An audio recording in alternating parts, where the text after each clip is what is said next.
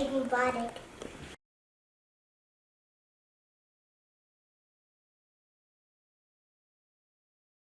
عيد مبارك كل عام وانتم بخير ميل كستا جوجتان ومالين أحدها مالين تقول رئيس عيد الفطر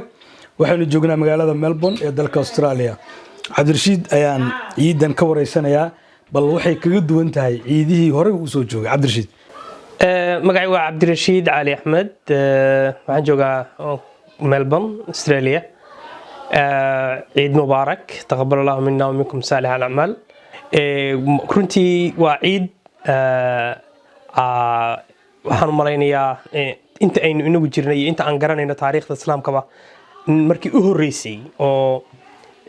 ay tan oo kala dhacdo oo aan xarameenkii lagu tukan oo aan masaajidadii lagu tukan oo aan meelihii public ahayd aan lagu tukan waxa keenayna waa musiibadan caalamka ku dhacday cudurkan coronavirus-ka COVID-19 maxay leedahay dhadhan gooni ah ma leedahay dhadhan gaar ah ma leedahay ciidani sidee maxay kaga duwan tahay ciidihii hore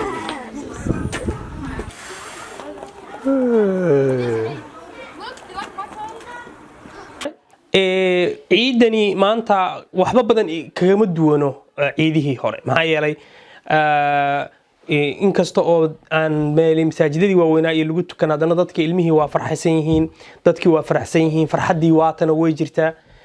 duruuf hadda ku soo booda ma ahaan waa duruuf aan la soo qabsanay oo maskaxdayada iyo aqligayga aan hore ugu soo sheegnay inaan public la isugu iimaanaynin oo la wada ciidi doonin waxyaabaha marka runtii ay la gaar ka tahay waxa kamid ah inaanan takbiirtii maaragtay ciida aanan aad loo maqal oo runtii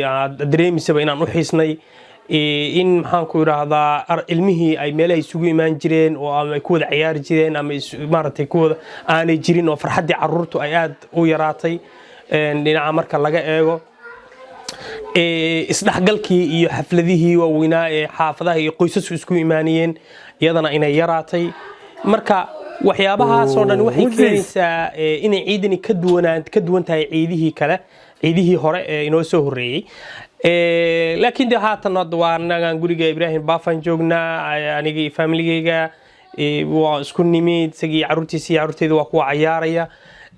weli waxaan rabnaa inaan laga dareemin jabka coronavirus inuu najabiyay oo inaanu stiilo oo aan maaragtay xafladii dareeno oo maaragtay waan wada tukanay xaafadda inta isku nimid takbiirtii baan qaadnay oo guriga ku qaadnay oo culimada sida ay nooga sheegeen dadka caalamka islaamka oo dhan waxaan leenahay ciid mubaarak waxaan u dirayaa carruurtaydaan u dirayaa oo tahniyad halkan nooga dirayaa hooyaday iyo walaaladay meel walba dunida ka joogaan baan u dirayaa iyo aabahay kulli sana wa antum tayyibiin qariibin fi qalbi aad baan idin salaamaya assalaamu calaykum waraxmatullahi wabarakaatuh